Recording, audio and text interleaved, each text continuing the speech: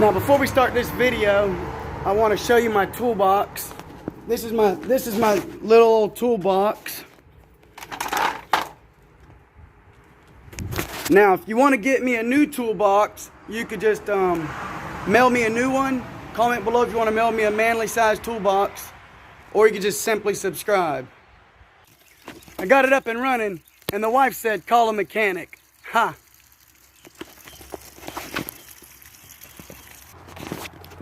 Okay, so today we're going to be changing the water pump on a Yamaha 2014 15 horsepower outboard motor here. We been having some issues with the water pump. Seems like all the maintenance on here has been going out back to back to back. I had to change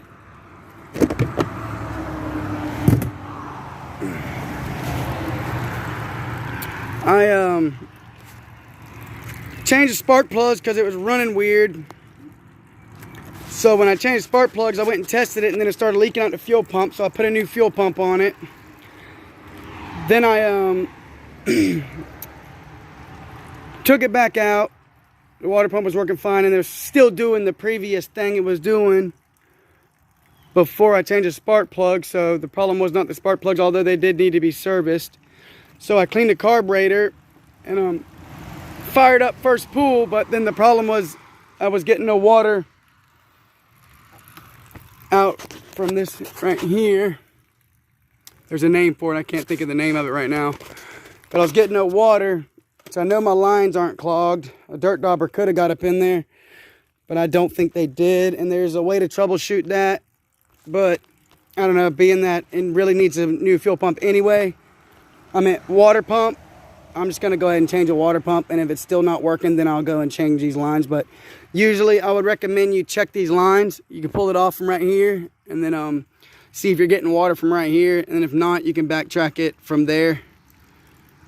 But if it don't, but I recommend checking your hoses and making sure there's not an obstruction in there before you do anything, because it could be very possible a dirt dauber got in there when I did the fuel pump. But I want to say when I checked the fuel pump, it was good to go.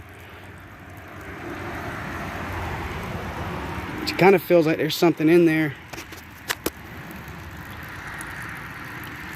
You know what? Maybe I'll just go ahead and I'm gonna check this right here, and we'll see.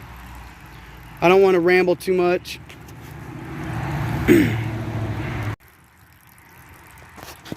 All right, so I took this hose off from here on the bottom of the fuel pump here, and I blew air in this. And when I blew air in that, I'm getting air coming out of here, the nipple right here. So I know that the hoses are not clogged and the water pump went out. So, all right, we're gonna take this off and we'll see how it goes.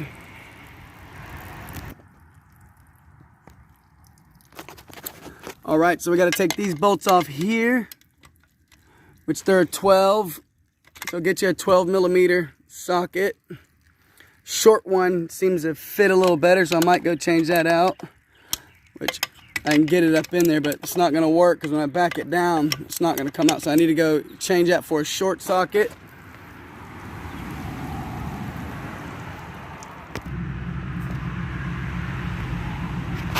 All right, so I just got a 12 millimeter wrench, and always use your circular side. Don't ever use your open side here because it could strip it out. Only use that unless you absolutely need to. And I was gonna use my socket, but it slipped on one of them, so I just used the wrench here and turn it left. Go left with it.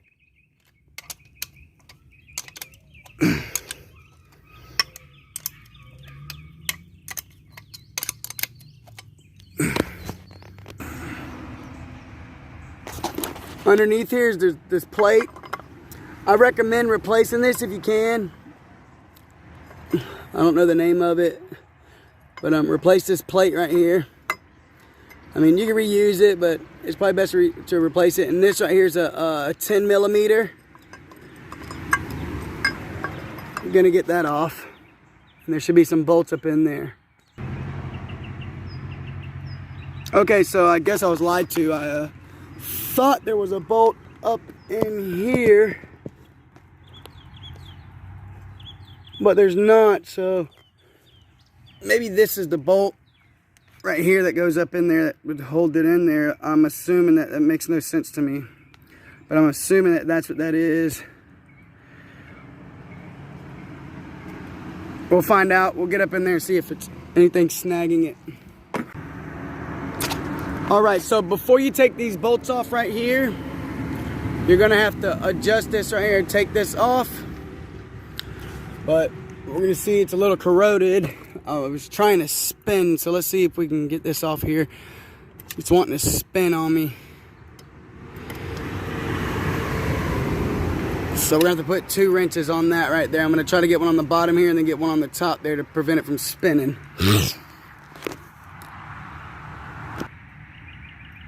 All right, so in order to get this piece off here, I had to put 2 wrenches on it, and they're 10 millimeter, but it was wanting to flex, and this is something you do not want to bend this. So I put some WD-40 on it.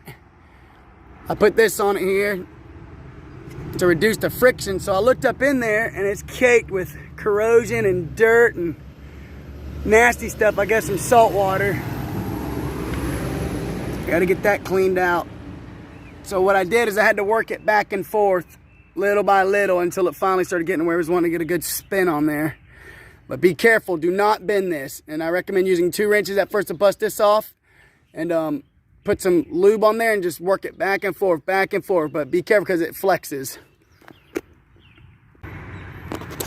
All right, so once you get these bolts off here, and you take that plate off on the bottom here, then get a rubber mallet. Never use metal on metal. If you don't have a rubber mallet and you got a hammer, put a block of wood on here.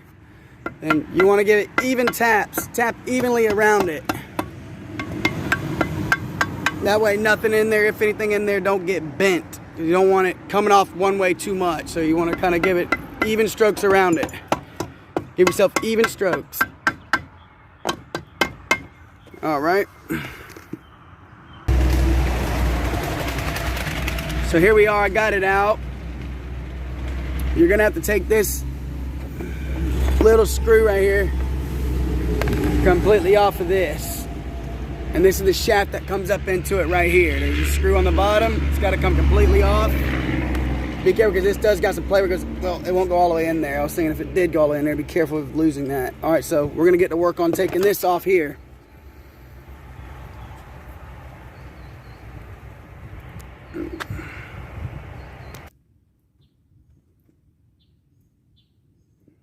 All right, so it was the 12 millimeter. Took this off the top of this here. All right, now let's look at this and see what we got here. Oh, what do you know? Garbage. Oh, so I was right. Good diagnosis there. So remember, always when you take something apart, you can take pictures, but get a good mental note as to how it come off, because it's a lot easier to take it off than it is to put it back on. So just take a good look at everything and take pictures if you need. Here's the parts that I got. I'm not 100% sure what website. I want to say eBay, but then again I want to say I got it from Parts View. I can't vouch for the brand of this or anything like that. It looks decent. We're gonna see how it runs, but this is the water pump kit for 2014 Yamaha F15. So I do recommend not taking your boat motor apart in the dirt, kind of like what I got going on here. So I'm gonna move it up here to the concrete. Okay, so there's a little metal dowel right here. I took my pliers and I tried yanking on it, it wouldn't come out. So the way I got it out, you take this, the inside of this is curved. So if you take a screwdriver on the bottom, give it a little tug like that, it'll flip out. And you can get that out of there and replace this right here, because can't get this plate off here if that's in there. And the bolts for this are 12 millimeter. All right, see all that gunk in there? You're gonna wanna get that off, because the water comes through that little crevice right here. And I wish there was a way I could get all that stuff out of there. I don't know if you can see it, but there's a lot of gunk down in there. And I want to say this is from running it in salt water and not flushing the motor. I got this motor used, but if you do run your boat in salt water, each time you come home, you need to connect it to the water hose and flush everything out really, really well, or you'll get this buildup in here. But I'm going to clean that out and then go from there. Okay, now I'm not 100% sure if you're supposed to do this, but it seemed like a good idea. I repacked this bearing with grease, just so I know that, you know, it's got a good seal from the water or whatever was in there, making everything else corrode. So this is what the backside of that looked like, what was between that seal and this. So I packed grease in there to kind of freshen it up a little bit. So looking on your plate here, the side that's shiny goes up, the side that's nasty goes down. So that's how you decide on which side that this opening needs to go on. But on my motor, it goes on the left side. So that's where we're going to put it, is on the left side. This plate right here. Get that on there. Remember, this opening is on the left side. But to double check on your motor, flip it around and see if the corroded side's down. And you can see by this ring right here, it goes up. And then that's how you determine on what side it goes on. So now I got this on there, I'm going to put that dowel on there and then get the impeller on here. Here's the dowel. So make sure when you buy this kit, make sure it comes with all this. Don't just buy the impeller. You don't want to just buy the impeller. Make sure it comes with all this. It's fairly cheap to just go ahead and get it all. I would not recommend reusing the parts that you got on here.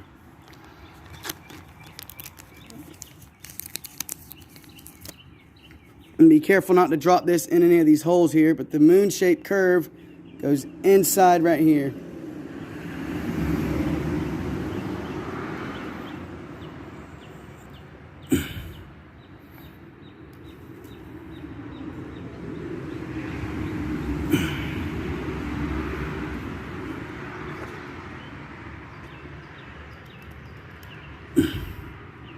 I think it might be a good idea to give it a little tap. I got a little grease in there, so it's actually a little looser than it probably should be.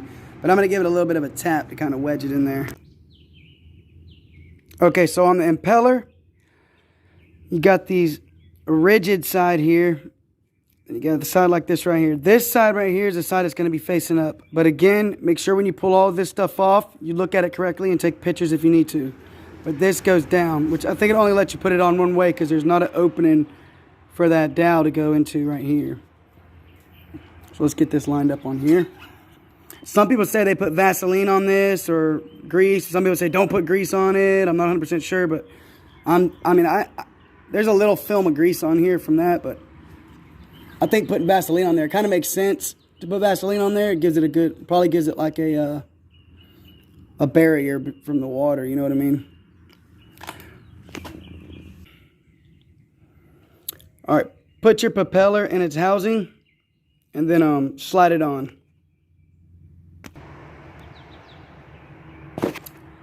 All right, my kit comes with these new bolts, but it has this weird washer on it. It's a weird washer. I can't get it off, so I'm not going to use it because it kind of hung out. Even which way I turned it, and no matter which way I turned it, hung out.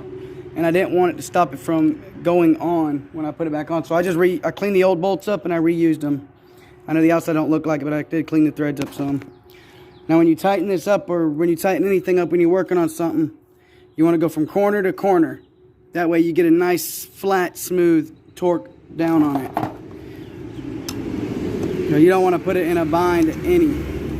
It's best tighten it up with your fingers. Get a good tight, finger tight, and then do corner to corner.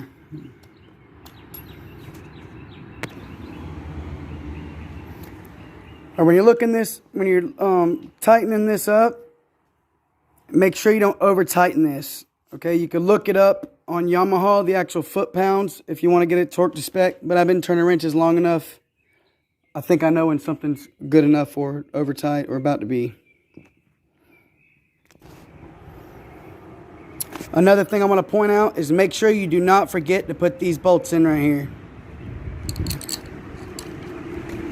I almost forgot. Now we're back over here to the boat motor. We're going to take the time to look up in here and inspect everything. Check that tube right there. That's your water tube right here. Make sure that's not obstructed or a piece of trash or anything sucked up in there. I wish I had something to jam all the way up in there and make sure there wasn't nothing in there obstructing it. I've checked it right at the base here and cleaned it out a little bit. Also, we're going to put grease on the end of this spindle. Then we're gonna get it back on there. All right, as you're putting it up on there, this top of the spindle, you might have to give this a little turn to get it up in it to line back up to where it was. And then once you get it up in there, I just held it up with my knee down here. And again, make sure when you tighten this up, you tighten it up in a star pattern, because you want this to make it flat, even seal. You don't want to put it in no bind. And again, you can look up the foot-pound torque for this right here. I'm not sure on that. You can look it up. I just get it tight, but you don't want to over-tighten this either, because this is like some type of soft metal. I want to say it's aluminum, but I actually think they make the boat motors out of a certain type of metal, but it's soft. If you strip that out, you're going to cause extensive damage to your boat motor. So now we just fasten this back up, and then we're going to put this hose back on here where I checked to see if there was any obstructions, and we'll zip tie that, and then we're going to crank it up and see how it does. Don't forget to put this back on. I guess some year models, you got to take this off, and there's a bolt up under there you got to undo, but on this particular model, I did not need that. I should have replaced this, though. Okay, when you go to put this back on, this goes to your shifter. See, if you don't got enough clearance, come up there and just put it in gear, and it'll pick it up. And then when I spun this, I wasn't getting nothing. And then I realized that this right here wasn't connected up yet. So make sure you don't forget about this, and make sure you put this on there.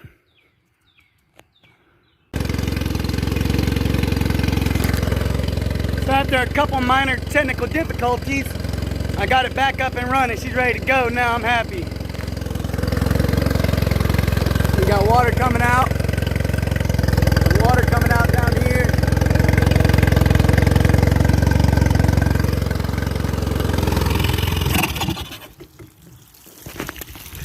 Might need to clean the carburetor again, but at least you know the water pump's working.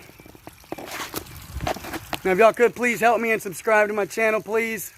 And I can bring out some more of this content here. Thank y'all.